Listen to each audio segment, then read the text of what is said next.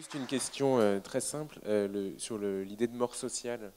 La mort, c'est irréversible. Est-ce qu'il y a vraiment une situation sociale dont on ne peut pas se relever? Donc, Alors, ça c'est une vraie question. Je suis en train de travailler sur ce sujet. Pourquoi? Parce que y a deux concepts autour desquels je suis en train de travailler. Premier concept qui me plaît beaucoup sur la relation que je peux avoir avec les personnes dont je m'occupe. C'est le sous-titre d'un livre je crois pas qu'il l'ait inventé, mais enfin c'est chez lui que j'ai trouvé ça.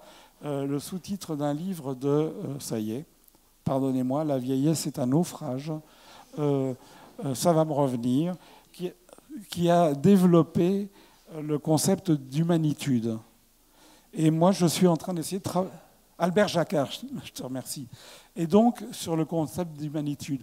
Parce que je m'en sers maintenant et j'essaye de travailler autour de ça pour dire, voilà, moi, la relation aux personnes que je soigne, ce n'est pas de la pitié, ce n'est pas de la charité, ce n'est pas en tant que technicien complètement désincarné.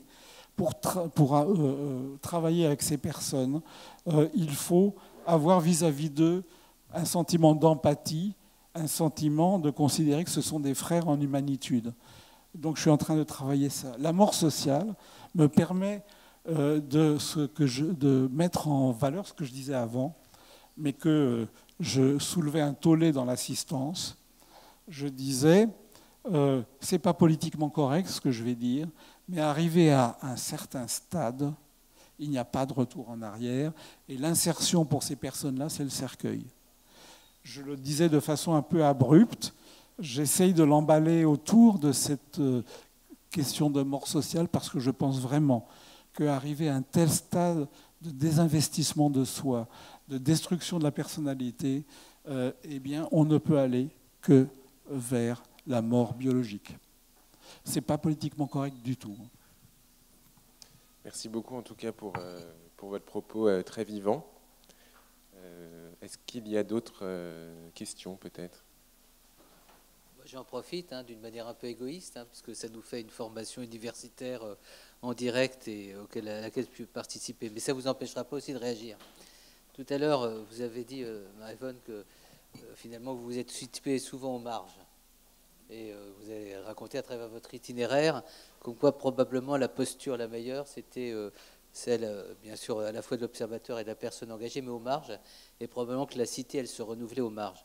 Alors tout dans ton itinéraire, et puis c'est la même chose pour Xavier Emmanueli et d'autres qui sont dans cette dynamique, vous situez les uns et les autres aux marges, dans des lieux relégués socialement.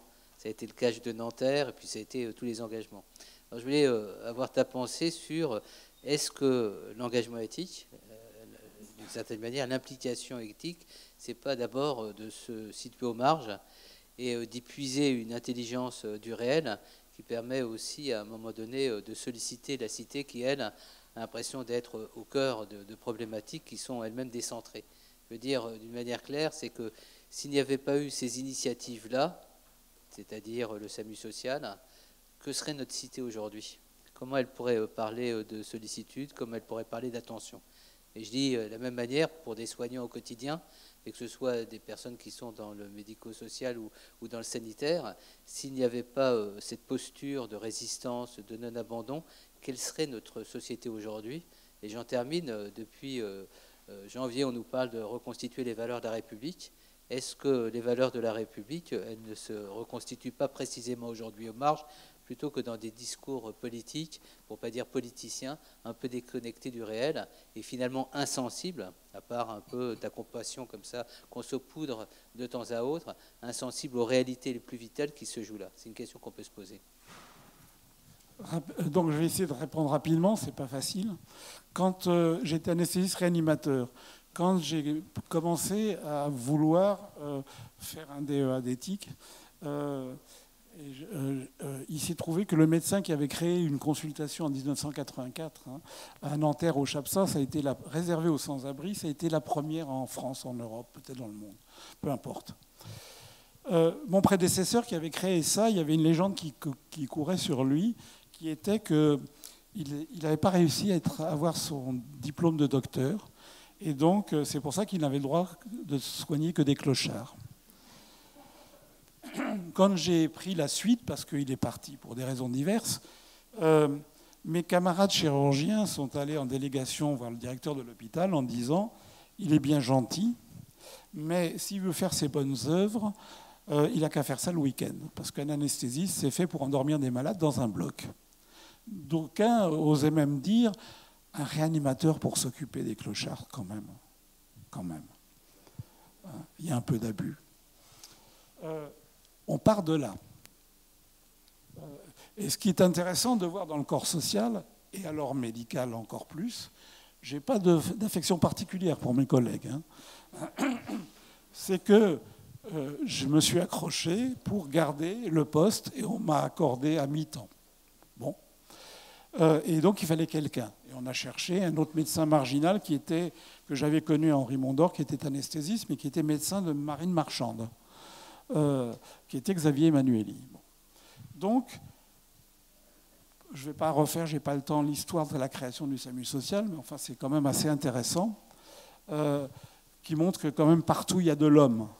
Et si le SAMU social existe, c'est parce que le maire de Paris de l'époque a dit « je prends » et a tout fait pour que ça voie le jour. Et donc, mais ça a fait un ministre, vous imaginez, et puis ça en a même fait deux après, une deuxième. Eh bien, je vais dire ça de façon très cynique. Pour les plus anciens, nés avant, etc., qui ont connu ça, j'ai vu des collègues qui, comme le commissaire Bourrel, se disaient « Bon sang, mais si je faisais du pauvre ?» Je le dis de façon cynique, je m'excuse auprès des collègues qui seraient là, mais je l'ai vraiment vu.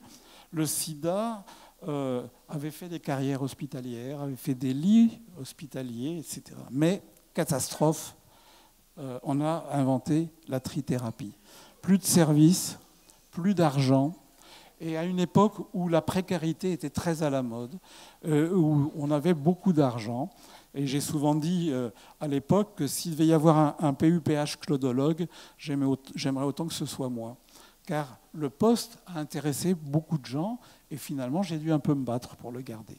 Deuxième chose sur ta question, je rappelle, pour répondre de façon indirecte, que lorsque René Lenoir, dans les années 70, disait et écrivait exclu, un Français sur 3, qu'est-ce qu'il mettait dans les exclus? Les malades psychiatriques, il mettait les handicapés et il mettait les personnes SDF. Les situations des deux premières se sont quand même considérablement améliorées. Et d'ailleurs, au début, quand on a commencé à faire des conférences sur l'exclusion et qu'on parlait des handicapés, on se faisait quelque peu houspiller en disant non. Voilà. Donc ça, c'est une question. Et je pense vraiment que notre société sera jugée un jour, comme on a jugé la Grèce antique, sera jugée sur le sort qu'on réserve aux plus faibles de nos concitoyens. Je prends juste, je crois que c'est Condorcet, la Révolution française, avait écrit que c'était un devoir sacré, donc dans sa bouche, c'était quand même pas neutre, c'était un devoir sacré de la nation de s'occuper de ses maillons les plus faibles. Or, aujourd'hui, mon institution, nous sommes la seule institution publique en Île-de-France à prendre en charge ces populations. Le débat serait trop long par rapport au caritatif. Dernier point, quand même, justement, quand j'ai voulu commencer à travailler sur l'éthique auprès des personnes de la rue, on m'a dit d'un air horrifié, mais enfin, c'est pas éthique. Vous n'allez quand même pas aller secouer les gens sous un carton pour leur faire passer un questionnaire. D'abord, j'utilise jamais les méthodes docimologiques, qui pour moi n'ont aucun intérêt. Le quantitatif n'a aucun intérêt. Mais voilà d'où on est parti. Aujourd'hui, je suis désolé, je fais de la pub pour moi, je suis en train de créer un institut de la précarité et de l'exclusion sociale avec l'université de Nanterre. Pourquoi? Parce que je souhaite qu'on travaille non seulement en santé publique, mais qu'on travaille en anthropologie, que l'on travaille en sociologie, mais avec des recherches-actions basées sur des choses concrètes et non pas... voilà. Et donc, que l'on puisse scientifiquement, parce que tous les travaux, désolé d'être immodeste, que j'ai faits, certains m'ont été volés et publiés dans des bonnes revues, à partir des travaux, parce que je n'étais pas dans un circuit universitaire pour pouvoir publier de façon... voilà. Parce que vis-à-vis de vous et à la demande d'Emmanuel, je m'exprime de cette façon-là, mais je pense que l'obligation éthique aussi, c'est de connaître la population dont on s'occupe avant de dire des conneries à leur sujet. Et la connaître, c'est de la connaître de façon rationnelle et non pas au doigt mouillé. Il y a 30% de malades à la rue. Ah bon, d'où ça sort? Voilà. Je ne sais pas si j'ai répondu à ta question, mais c'était plus à la mode, alors que maintenant, c'est l'inverse. Dans certains endroits où j'interviens, on me dit « Ah là là, c'est extraordinaire ce que vous faites ». Mais moi, je n'ai pas envie d'endosser la cape de l'abbé Pierre. Je suis dans un service public, je défends des valeurs de service public. Et quand j'ai fini ma consultation et que je rentre chez moi, je ne passe pas le week-end dans le métro aller chercher monsieur un tel ou madame un tel que je n'ai pas vu depuis longtemps. Voilà. Elisabeth Zuckman. Je voudrais dire une chose. D'abord, je suis pleinement avec vous et heureuse que vous existiez parce que vous êtes le seul médecin que j'ai rencontré qui s'intéresse. Et ce que vous dites me ramène 50 ans en arrière, quand on disait la même chose concernant les encéphalopathes, c'est des rien du tout, c'est tout négatif, il n'y a rien à faire, que l'image que vous nous avez donnée à voir. Vous n'avez pas pu, vous n'avez pas eu le temps, parce que je suis sûre que dans votre tête ça existe, de nous parler de « ils ne sont pas cancreux et en manque ». Alors moi, je n'ai que les SDF qui ont pu vivre dans ma rue d'un quartier bourgeois jusqu'à ce qu'on supprime les cabines téléphoniques qui leur servaient de refuge. Dès qu'il y en avait une de libérée par eux, le lendemain, la cabine était foutue en l'air. Mais pendant qu'ils y étaient, on a eu des relations. Et ça m'a permis de voir leur qualité d'âme. Alors, humanitude du vieux bonhomme, là, encore plus vieux que moi, Albert Jacquard. Moi, je trouve que humanité, humanisme, ça suffisait. Humanitude, bon, intéressons-nous à l'homme et forgeons pas un nouveau mot. Ce que j'ai constaté, c'est que le sens de l'honneur, quand vous dites qu'il n'y a plus d'estime de soi, ils sont en général, quand on a noué des liens, hein, pas quand on leur donne 2 € en passant sans lien. Dès qu'on s'aperçoit qu'ils se respectent parce qu'ils nous disent qu'ils veulent être respectés. Et ils sont respectables. Et en plus, j'ai eu un peu de contact par hasard grâce au Club international de pédiatrie sociale avec ATD à Metz. On était autour de la même table, des familles dans la grande précarité et les médecins du groupe. Et elles m'ont enseigné, enfin ce qu'ils ont dit, c'était surtout des femmes, leur manière de parler de leurs enfants et de leurs maris malades. Mais c'était vous et moi et tout le monde. C'est-à-dire que comme pour moi, il y a 50 ans, avec les encéphalopathes, comme on disait, il faut redresser l'image. Comme médecin, vous les connaissez bien mieux que je ne les connais. Mais je rêverais, si j'étais plus jeune, que de travailler à la connaissance de ce qu'ils ont dans leur âme, dans leur tête. Parce que ça, sauf si vous l'avez fait et que vous n'avez pas eu le temps de nous le dire, on a besoin que leur image soit délivrée des a priori et devienne, pour ce qu'elle peut être, comme pour tout être humain, positive, en même temps qu'il y a des manques et des difficultés. Donc voilà ce que j'avais envie de vous dire, parce que ils ont perdu l'estime de soi, et je vous dis, ce sens de ce que j'appelle sens de l'honneur, moi je suis vieille, c'est comme ça que j'ai été élevée, ils l'ont très fort. Et d'ailleurs, ça les met fortement en danger, parce que justement, ils se font alpaguer dès que quelqu'un les traite mal, du coup, sans grande maîtrise des réactions, ils castagnent et ils se retrouvent justement foutus dehors de leur misérable abri et encore plus à la rue qu'ils n'étaient la minute d'avant.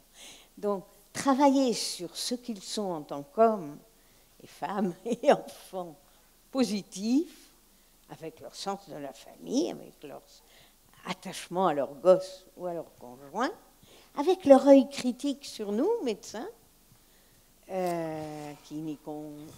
vous, qui n'y comprenons pas grand-chose.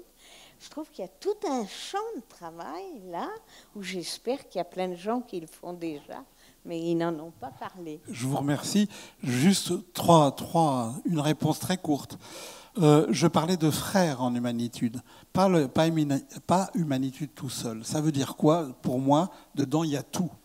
Il y a Lévinas, il y a frères en humanitude, pour moi, c'est un sens. Humanitude tout seul, c'est pas pour le plaisir d'un beau mot et d'inventer.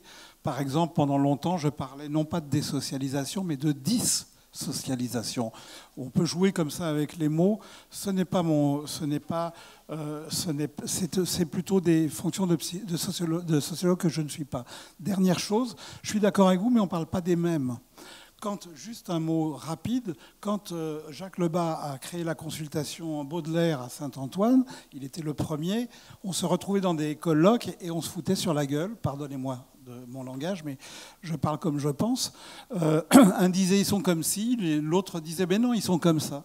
Et puis on s'est visité. Et on a vu que ce n'étaient pas les mêmes populations à la consultation précarité Baudelaire qu'au CHAPSA de Nanterre.